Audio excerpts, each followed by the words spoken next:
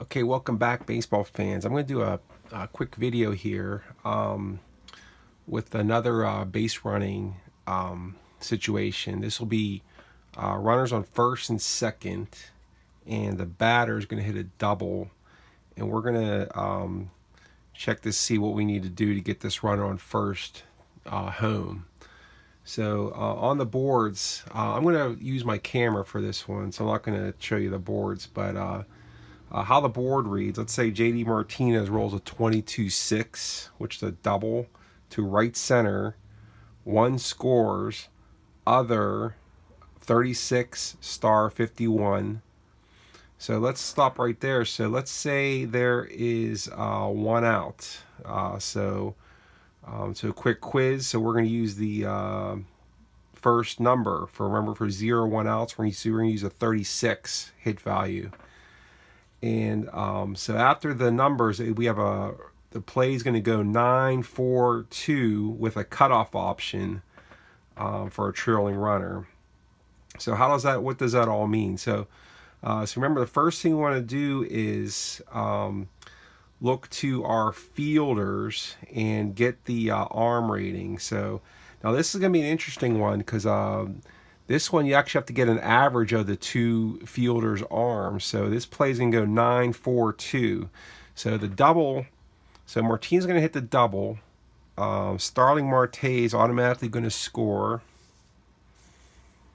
Okay, so Gleyber Torres, remember on a double, everybody gets two bases automatically.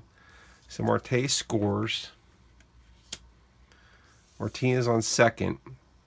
So let's say for this example, Joey Gallo is our right fielder, and our second baseman is Whit Merrifield from the Royals.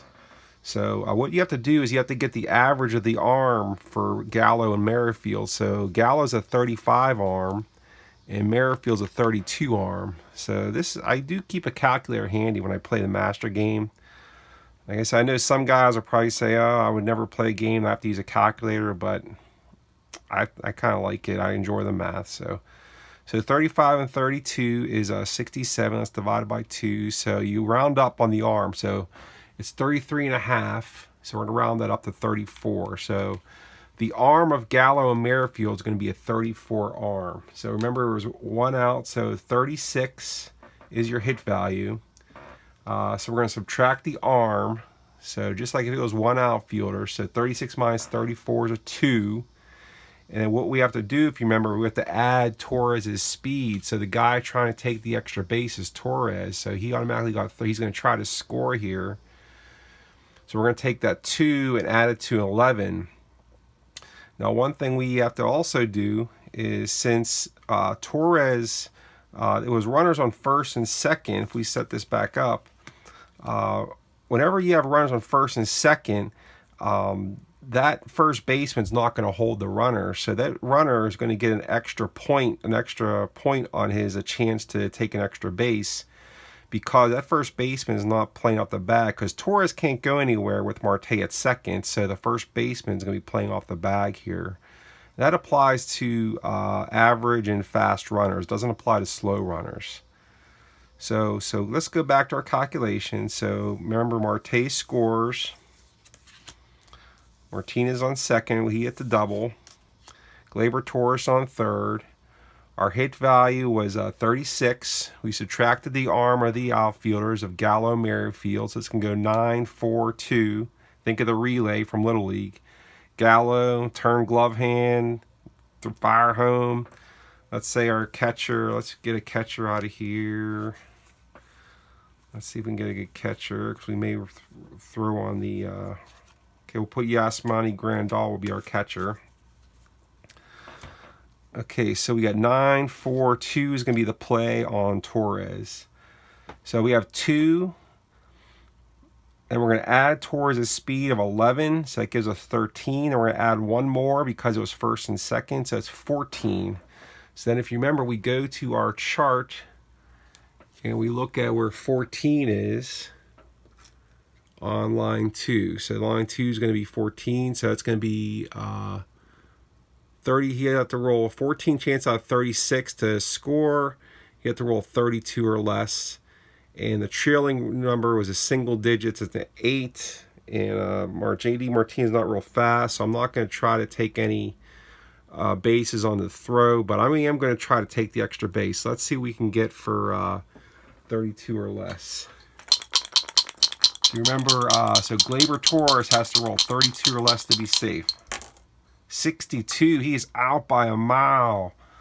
So what you have to do also in the Master Game is roll for your drop throws. So that's this chart here. I didn't cover it, but since he made the play, we finally have to check Grandal's,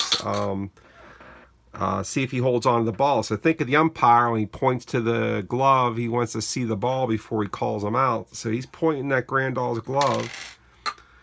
And you roll, first you roll 1 die to cover this top bar. So that's 2 I rolled. Then you're going to roll 2 dice and read them APBA style. That's 34. 234. And you could see what I'm looking for here is Grandal's position and defensive rating. So if it's anything other than that, Grandal holds on and that player's out at home. So let's see, it says 234, third baseman 6. So it didn't say catcher 8. So that Grandal held onto the ball, and that Gleyber Torres is out. For example purposes, if you look at this 2 and looking for a catcher 8, if there's a catcher 8 on there. Yes, if I would have rolled a 65 down here, Grandal would have dropped that throw from that relay throw from Merrifield. So if it would have rolled a 2, then a 65. See how it says catcher 8, and that matches Grandal's catcher 8. So that means he would have dropped that ball. So that is the play on a second and third, or first and second. So I always think of that 9-4-2, the first and second double is almost like a gap double. The first splits the center fielder and the right fielder. Right fielder gets it, fires into the second baseman. There's a play at the plate. So in this example, Torres was out.